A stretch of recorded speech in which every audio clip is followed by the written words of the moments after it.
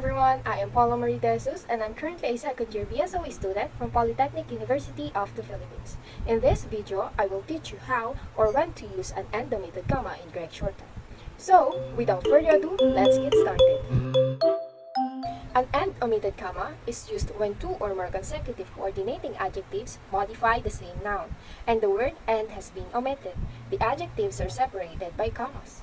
An end omitted comma is represented by this symbol. An encircled comma, and above it is the words and o. This is read as comma and omitted. To learn more about the end omitted comma, let's see some examples. He found that she was a competent, efficient worker. The two adjectives here are competent and efficient. Where should we put the comma then? Between competent and efficient. You can easily determine whether to insert the comma between two consecutive adjectives in two ways. First is by mentally placing the word and between them. If the sentence makes sense with the word and inserted between the adjectives, then the comma is used. Let's try.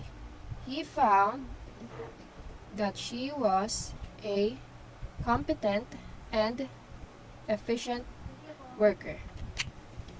Does the sentence still make sense? Yes, it does, because competent and efficient still modify the noun worker. Another way is to try switching the order of them.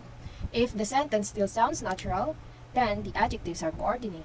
Let's try. He found that she was an efficient and competent worker. Does this sentence still sound natural? Yes, it does, and it also makes sense because efficient and competent still modify the noun worker.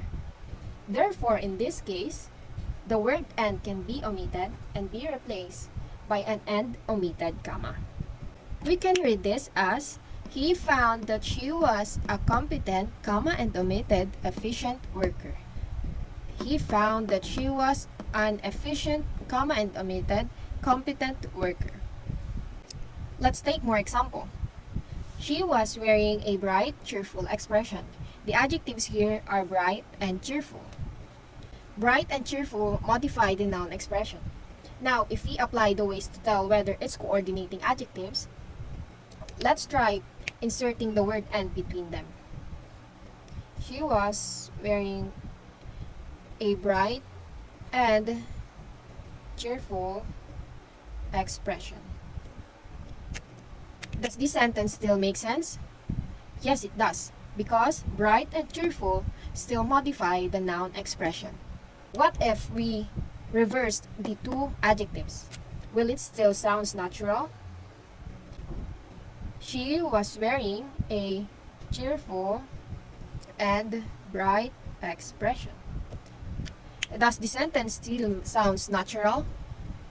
Yes, it does, and it also still makes sense because cheerful and bright still modify the word or the noun expression. Therefore, in this case, we can also omit the word and replace it by an end omitted comma. To read this, she was wearing a bright, comma and omitted, cheerful expression. She was wearing a cheerful, comma and omitted, bright expression.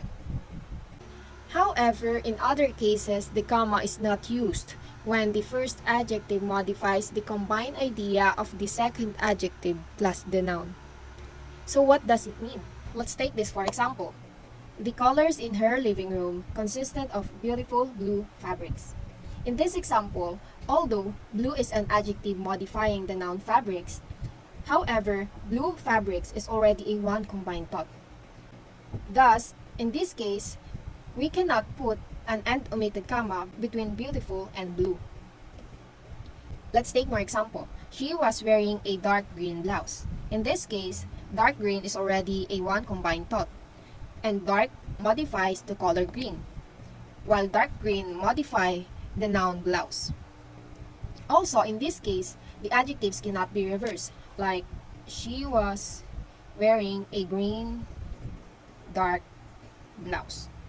This sentence does not sound natural, and it also does not make sense because it's supposed to be dark that modifies the color green, not the green modifies the word dark. Therefore, in this case, no comma should separate the two adjectives. Let's try this one. All we need to do now is to wait for the exciting, eventful day to arrive. The adjectives here are exciting and eventful. So, applying the ways to determine if these are consecutive coordinating adjectives, let's try putting an end between them. All we need to do now is to wait for the exciting and eventful day to arrive. Does the sentence still make sense and still sounds natural? Yes, it does. Exciting and eventful still modify the word day. And what if we reverse these two adjectives here? Will it still sound natural? Let's see. All we need to do now is to wait for the eventful and exciting day to arrive. Does it sound natural? Yes, it does. Therefore, this sentence has coordinating adjectives, and the word "and" here can be omitted and be replaced by a comma and omitted. So now that we learned about the and omitted comma, let's apply our knowledge and try answering the short quiz.